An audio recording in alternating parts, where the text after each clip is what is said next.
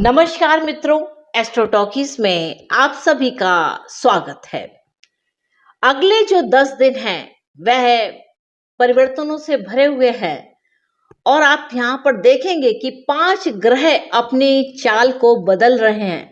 तो ऐसे में स्वाभाविक है कि आपके जॉब हैं, आपके बिजनेसेस हैं, इसमें अचानक से उतार चढ़ाव आएंगे, बाजारों में उथल पुथल रहने वाली होगी। तो ये जो समय है यह बदलाव का समय है, इसे आप कह सकते हैं कि यह एक परिवर्तन का समय है।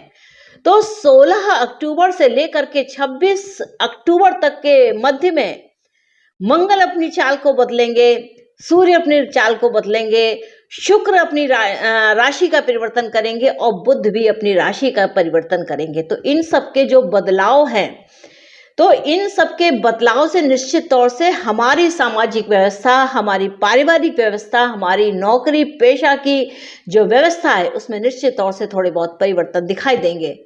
वही जो शनि देव महाराज हैं, ये तो ग्रहों की बात थी, यानी कि सूर्य, मंगल, शुक्र, बुध और शनि।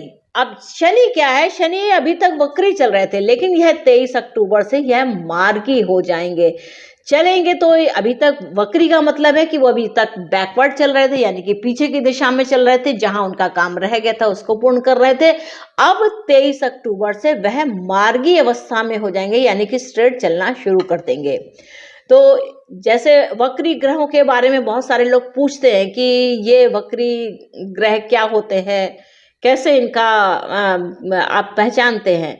तो देखिए, जब वक्री ग्रह होते हैं तो आपने ट्रेन चलती हुई देखी होगी, तो कभी कभी क्या होता है कि वह वहां से अपनी लाइन चेंज करती है। तो ऐसी दशा में क्या होता है कि हम जिस डिब्बे की सीट पर बैठे होते हैं तो कभी तो लगता है कि हम सामने के मोशन में चल रहे हैं, और कभी कभी वह बैकवर्ड मोशन को चलती हुई जाती है और फिर वहां से वह अपनी पटरी बदल करके आगे बढ़ती है।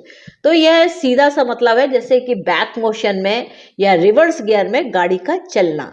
तो यह जो सामान्य सी बात है, यानी कि शनि वक्री है, यानी कि हमारा जो कामकाज था वह अभी रिवर्स मोशन में था, अब डायरेक्ट मोशन में 23 अक्टूबर से चलने लगेगा, यानी कि जो भी कार्य हम कर रहे हैं वह सुचारू रूप से चलने लगेगा। तो यह विशेष बात हुई।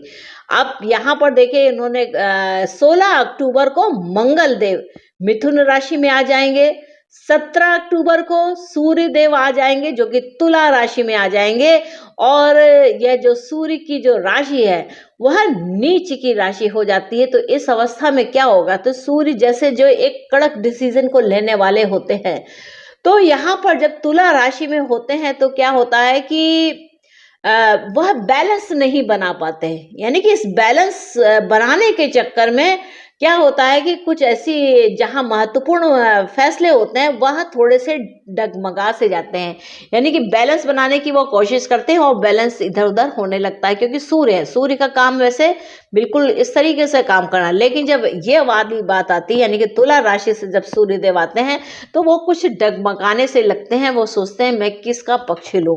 तो सूर्य देव को यहाँ पर डिसीजन लेने में थोड़ी सी दिक्कत होती है, यानी कि जो उनका स्वभाव है निश्चित और अच्छे डिसीजन को देना, वहां पर वो तो कुछ डगमगा से जाते हैं। तो ऐसे में क्या है कि अगर आप कोई लेन देन कर रहे हैं तो वहां पर सावधानी रखने की आवश्यकता है। ऐसा ना हो कि आप जहां आपको डिसीजन लेना चाहिए कि मुझे इसे देना है अथवा नहीं देना है, तो इस बात को जरूर ध्यान रखें। और नौकरी वाले जो लोग हैं उनके लिए थोड़ी सी समस्या हो सकती है, कुछ बदलाव यहाँ पर दिखाई दे सकते हैं। 18 तारीख को जो शुक्र देव है वह तुला राशि में ही हो जाएंगे, और 23 तारीख को शनि देव मार्गी। तो ये तो पूरी व्यवस्था है। और महीने के आखिरी में, यानी कि 26 अक्टूबर को कहे तो बुध भी तुला राशि में हो जाएंगे। तो यहाँ पर देखने में क्या आ रहा है कि मुख्य रूप से तुला राशि आंदोलनित होगी। तुला राशि में कई ग्रहों का प्रभाव है, शुक्र का अपना प्रभाव है, सूर्य का अपना प्रभाव है, और देखा जाए तो बुध भी आकर के तुला राशि को प्रभावित करेंगे। तो यहाँ पर इस प्रकार से ग्रहों की स्थिति मेन रूप से तुला राशि और मेष राशि को कह सकते हैं कि इसके अंदर बहुत ही महत्वपूर्ण परिवर्तन दिखाई देते हैं। तो इस प्रकार जो ये ग्रहों का असर है वह शेयर बाजार में भी दिखेगा, आवासीय सेक्टर में उतार चढ़ाव दिखाई देंगे, और ऊर्जा के क्षेत्र में उन्नति की भी संभावना है। और ऐसे में अगर आप अपना स्वयं में व्यक्तित्व है आपका, तो ऐसे में आप ध्यान रखें कि आप अत्यधिक क्रोध ना करें, यानी कि कोई भी कम्युनिकेशन करते हैं तो वह सरलता के साथ करें, ना कि उसके अंदर एक ठोसपन लेकर के, यानी कि कड़क मिजाज लेकर के ऐसा आप कम्युनिकेशन ना करें।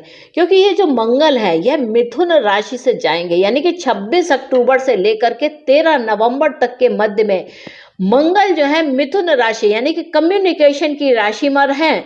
तो यहाँ पर क्या है, इसमें ऊर्जा बहुत हो जाएगी। मिथुन राशि में ब्लड प्रेशर जैसे चीजें हो सकती है, क्योंकि ऊर्जा अत्यधिक बह रही है और वह यूटिलाइज नहीं हो रही है।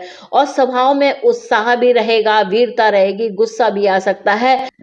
अगर मंगल का शुभ प्रभाव हो तो इन मामलों से जो परेशानियां हैं वह यहाँ पर हो सकती हैं, और वहीं पर कुछ फायदे भी होंगे। क्योंकि कारण क्या है, जो बुध देव हैं वह मैक्सिमम समय में कन्या राशि पे रहने वाले हैं, यानी कि अभी अगर इसी मास अक्टूबर को ही देखेंगे तो यह कन्या राशि में रहने वाले हैं बुध, और इसके बाद में यह तुला राशि में प्रवेश करेंगे। तो जब तक बुध आपके कन्या राशि में है तब तक कोई भी प्रकार से चिंता करने की खास आवश्यकता नहीं है। सूर्य देव की बात की जाए तो देखिए, सूर्य क्या है, प्रसिद्धि का प्रतीक है। सूर्य का जो असर है वह पेट पे होता है, आंखों पे होता है, दिल में होता है, चेहरे और हड्डियों पर भी होता है। सूर्य के जब अशुभ प्रभाव होते हैं तो क्या होता है, सिर दर्द, बुखार, हल्का जुकाम, यह सब हो सकता है। आत्मविश्वास भी थोड़ा बढ़ा हुआ होता है, परंतु उस आत्मविश्वास में कुछ न कुछ एक कमी महसूस होती है, और सामान्य प्रकार की प्रसिद्धि होती है। तो इस प्रकार का यहाँ पर भाव रहता है, क्योंकि जो सूर्य का अपना तेज है, अपना एक स्वभाव है, वह थोड़ा अलग है। यानी कि सूर्य एकदम कड़क तरीके से सही और सही देने वाले होते हैं। लेकिन क्या होता है, जब वही तुला राशि में है तो उनका जो संतुलन है वह कहीं ना कहीं थोड़ा सा इधर उधर हो जाता है। तो यहाँ पर देखिए कि अशुभ किसके लिए कहा जाएगा, तो मेष राशि वाले, मिथुन राशि वाले, कर्क राशि वाले, कन्या राशि वाले, तुला राशि वाले, वृश्चिक राशि वाले, कुंभ और मीन राशि वाले जो भी जातक हैं उनके लिए सूर्य के जो प्रभाव हैं वह मध्यम मिलेंगे। तो यहाँ पर आप क्या कर सकते हैं, अपने पिता समान जो व्यक्तित्व है उनका आशीर्वाद लेकर के अपना काम करें। आप ऐसा नहीं कर सकते तो भगवान राम की आप पूजा करें, क्योंकि वो सूर्यवंशी हैं। साथ में आप सुबह उठ करके, यानी कि सुबह के 10-15 मिनट भगवान सूर्य को दें, उनसे ऊर्जा लें, उनको जल का आचमन करें, उनको अर्घ्य दें। तो इस प्रकार से जब आप काम करते हैं तो आपको सूर्य के शुभ प्रभाव मिलते हैं, यानी कि कितनी भी अगर प्रॉब्लम्स है तो भी आपकी समस्याओं का समाधान निकलता है। जिसका भी सूर्य कमजोर हो वो अगर सुबह का 15 मिनट केवल सूर्य को दे, उसको देखे, उसका दर्शन करे, उसको अर्घ्य दे, पूजा कर सकता है अपने स्थान पे खड़े होकर के, तो बहुत ही उत्तम है। लेकिन फिर भी अगर वह सूर्य को अगर दर्शन भी करता है, प्रातः काल उठते हुए सूर्य का दर्शन, यही मेन बात है। लोग 10 बजे दर्शन करते हैं, 12 बजे दर्शन करते हैं, परंतु उसका कोई भी मूल्य नहीं होता है। सूर्य का दर्शन सबसे पहली किरण जब आप पर पड़े वही सबसे अच्छा सूर्य का दर्शन होता है। तो वह 10-15 मिनट अगर आप सूर्य को देते हैं, सूर्य नमस्कार करते हैं, तो आपके जीवन में एक अलग सा उजाला आपको महसूस होगा। शनि की जहां तक बात है तो शनिदेव महाराज 23 अक्टूबर से मार्गी हो जाएंगे, और 23 जनवरी 2023 को यह कुंभ राशि में चले जाएंगे। तो यह शनि के लिए अब सबसे अच्छा समय होगा। यानी कि आपने जो पिछले 2-2.5 सालों में जो कर्म किया है उसका फल अब यहाँ पर निश्चित है। तो यह जो शनि का गोचर है ये आगे आने वाले समय में बहुत ही सुंदर और अच्छे फलों को देने वाला है। बुध की बात की जाए तो 26 अक्टूबर से लेकर के 13 नवंबर तक बुध तुला राशि में रहेंगे। अब यहाँ पर देखना कि जो बुध का जो प्रभाव है वह क्या होता है, शिक्षा पे है, गणित लगाने में है, लेन देन करने में, निवेश में है, बिजनेस में फायदा मिलता है। तो इसके प्रभाव से जो आप फायदेमंद योजनाएं बनाते हैं वह कारगर सिद्ध होती हैं। बुध का असर देखा जाए तो स्किन पर होता है, आवाज में पड़ता है, यानी कि स्किन अगर जो बुध है वह अगर कहीं नीचे तो लेकर के है, तो उसका जो प्रभाव है वह स्किन पर आपको मिलेगा, उसकी वाणी के अंदर भी उसका प्रभाव मिलेगा। क्योंकि जो बुध है वह आपकी इंटेलिजेंशिया को बताता है और शरीर में जो उसका बुध का संबंध है वह आपकी स्किन से होता है। तो जो शुभ प्रभाव है वह वृष राशि, कन्या राशि, धनु राशि, मकर राशि और मीन राशि के लिए। और अशुभ की स्थिति देखी जाए तो मेष राशि को देख लीजिए, छठे भाव से थोड़े थोड़े रोग ऋण का संबंध होता है। कर्क राशि को देख लीजिए और सिंह, तुला, वृश्चिक और कुंभ के लिए भी यह थोड़ा बहुत कष्टकारी है। तो कुल मिला के कह सकते हैं कि यह जो समय है यह काफी रोचक है। कई ग्रहों के यहाँ पर मास के परिवर्तन है, तो आप यहाँ पर देखेंगे कि इस मास में बड़े परिवर्तन दिखाएंगे। आपकी जीवन शैली जो चल रही थी वह थोड़ी परिवर्तित हुई मिलेगी आपको। ऐसे भी अचानक वाले भी परिणाम मिल सकते हैं जिसके बारे में आपने कभी विचार ना किया हो। तो मित्रों, ये तो है आगे आने वाले समय की ग्रहों की स्थिति और उसके अनुसार हमें किस तरीके के फ्लेवर मिल सकते हैं। तो मित्रों, जैसा कि मैंने कहा है कि मेरा भ्रमण चल रहा है और मैं यात्राओं पर हूँ, तो मेरे एपिसोड्स में कुछ विलंब हो सकते हैं, इसके लिए मुझको क्षमा कीजिएगा। और आशा है कि आपको मेरा यह एपिसोड अच्छा लगा होगा और आपने मेरे इस एपिसोड को अगर एंजॉय किया है तो इस एपिसोड को शेयर जरूर कीजिए अपनी फैमिली के साथ, अपने पेरेंट्स के साथ, अपने बच्चों के साथ, अपने मित्रों के साथ आप इसे शेयर कर सकते हैं।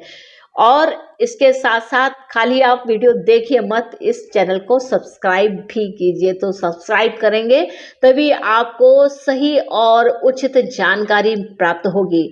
मेरी किसी भी एपिसोड में कोई भी आपको ढोंग नहीं मिलेगा।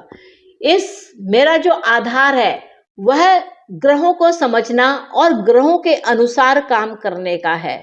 इसमें कोई भी ये नहीं है कि आप ऐसा माला पहन लीजिए कि ये कर लीजिए, वो कर लीजिए, या कोई भी तामझाम, ऐसी कोई भी बात नहीं है। तो मित्रों, आशा है कि आपको यह एपिसोड अच्छा लगा होगा और इस चैनल को लाइक कीजिए, इसको शेयर कीजिए, सब्सक्राइब कीजिए। मिलेंगे नेक्स्ट एपिसोड में किसी और सुंदर विषय के साथ। तब तक के लिए नमस्ते और ग्रहों के गोचर को एंजॉय कीजिए।